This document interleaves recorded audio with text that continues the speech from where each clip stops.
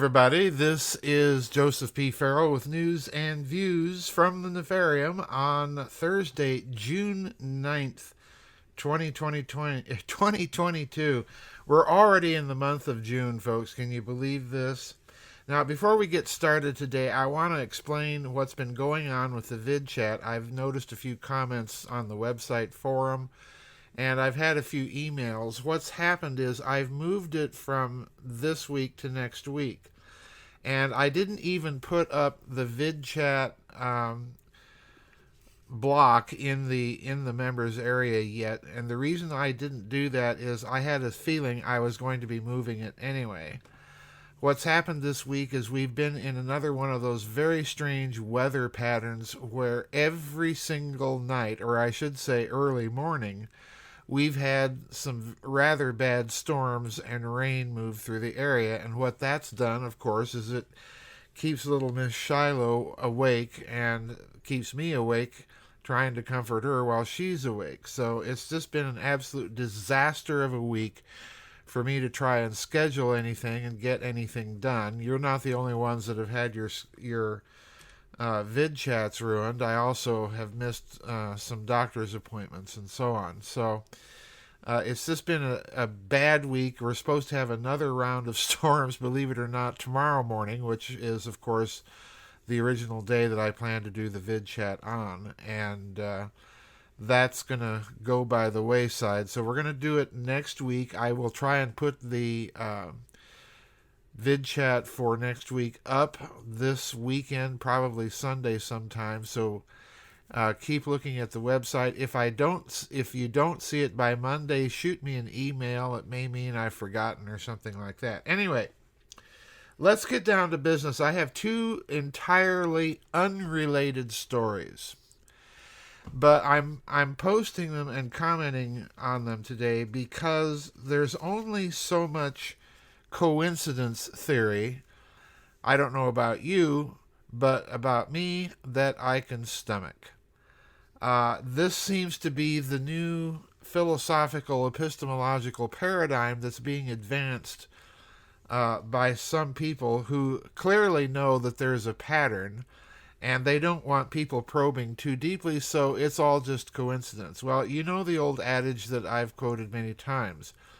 One is unnatural, it's an act of God. Two is a coincidence, and three or more is a pattern. And once you see the pattern, then you have to ask the question, all right, then what's causing the pattern? Think of the California fires. There's a clear pattern there, but what is causing the pattern? Is it bad leafage and overgrowth, as some have argued, and I think quite plausibly?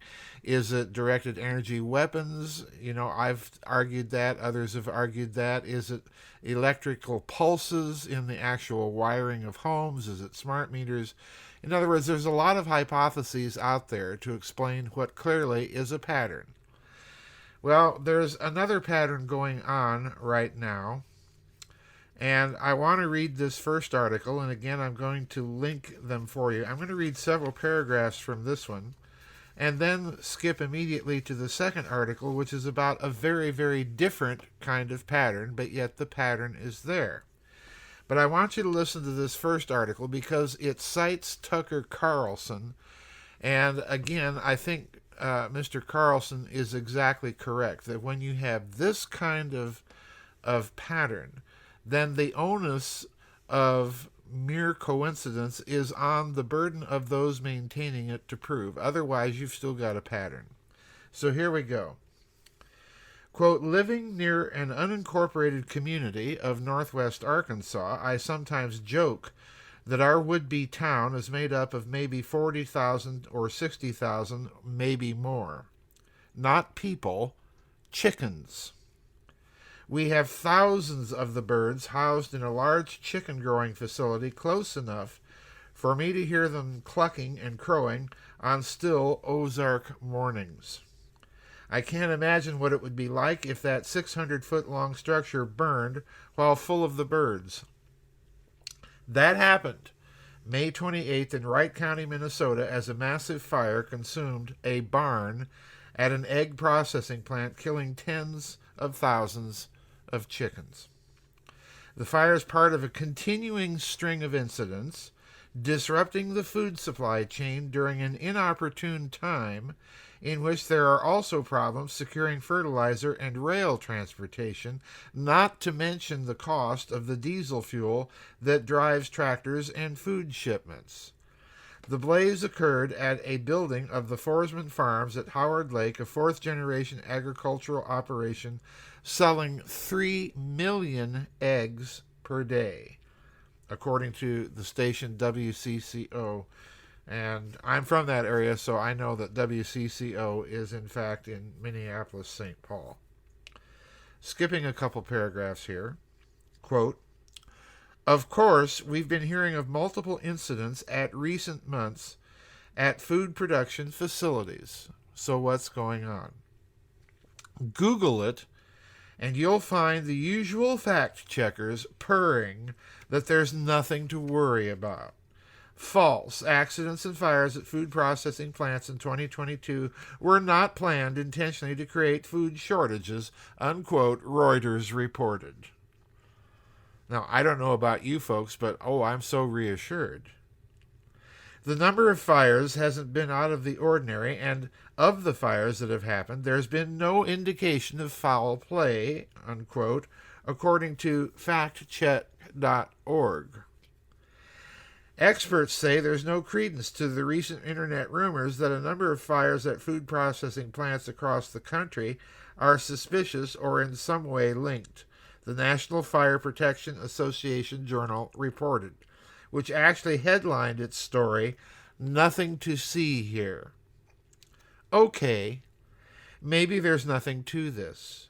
Perhaps it's as National Review claims, that we are experiencing the Baader-Meinhof phenomenon, where you notice something and then start seeing it everywhere. With all the talk of food shortages, we become sensitive to reports of incidents at food plants.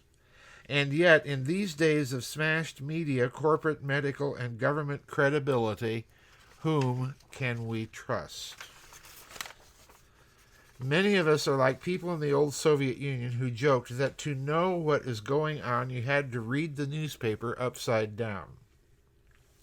An individual many are considering a go-to guy in terms of credibility, particularly on these incidents, is Fox News host Tucker Carlson, especially following the demise of radio's Rush Limbaugh. Carlson was as perplexed as anyone when he conducted an April interview with Seattle radio host Jason Rantz, who talked of more than a dozen major incidents at food plants in 1 month. Incredibly odd timing, even though causes of the events have been readily explained. Carlson's response, especially in the light of a plane crashing at a food facility right before the segment, is as follows, quote, "I'm sorry, the onus is on people who think that it's a silly conspiracy theory to explain what's going on. What are the odds of that? I have no idea," unquote. And the author of the article concludes, "Me neither." Now, again, I think Carlson is correct here. There is a clear pattern, and it's a pattern not only of food plants burning down, in particular chicken ranches. So in other words, the first thing you've got to notice is that food processing plants are a category that you're seeing an unusual spike of purely coincidental activity. Now, if you're a professional, in other words, someone who works for an intelligence agency or who has that kind of covert operations training, you can make a lot of things look like accidents, folks. And that's my point here. This is a pattern, and the pattern needs an explanation. Fact checkers are simply asking you to suspend your rational common sense. And that's the problem with today's America. The narratives make no sense when you look at them reasonably and with a bit of common sense. They're asking you to become as irrational as they are themselves. In other words, they're promoting a coincidence theory. Now, my second article is about yet another pattern. And this pattern, too, is in the realm of coincidence theory. Nothing to see here, folks.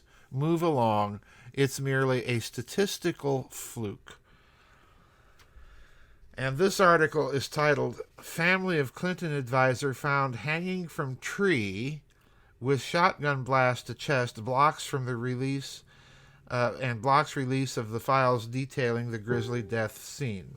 And let me read just a few paragraphs from this. Quote, another Clinton advisor is dead. Mark Middleton, Bill Clinton's special advisor from Little Rock, Arkansas, who connected the former president to deceased pedophile Jeffrey Epstein, died at the age of 59 in early May. At first, no details of Middleton's death were disclosed. However, the case was blown wide open after a FOIA request by Radar Online revealed the former advisor was found hanging from a tree with a shotgun blast to his chest. Mr. Middleton was found hanging from a tree with a shotgun blast to his chest and, Rudolf Hess style here, folks, an extension cord wrapped around his neck 30 miles from his Arkansas ranch. The investigation into the so-called suicide was reopened after Middleton was found dead pardon me, on a 1,100-acre Perryville farm linked to Bill Clinton. Middleton's family is now fighting to block the release of files detailing the grisly death scene. The Middleton family is reportedly angry pardon me, about the unsubstantiated conspiracy theories spreading online about the death of their loved one. And I'm skipping several paragraphs here. In a lawsuit filed on May 23rd, the family admits Middleton committed suicide and says they have a privacy interest in preventing any photographs, videos, sketches, or other illustrative content from the death scene from being released, unquote. Now, if you've been following the so-called Clinton body count or Clinton death count, this is now putting it, I believe we're somewhere up around anywhere from 30 to 60 suspicious deaths surrounding people that have been in the ambit or orbit of the Clinton family.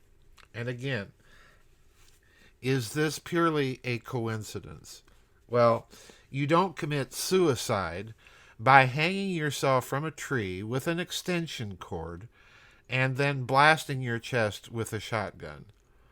This would seem to me to be something of a physical impossibility. So in other words, there's a cover-up in the death, and like many of these deaths, the circumstances are suspicious, but more suspicious is the pattern itself. What are the actuarial odds of this happening to one specific family that's highly motivated or highly involved in politics? Well, answer is very, very little.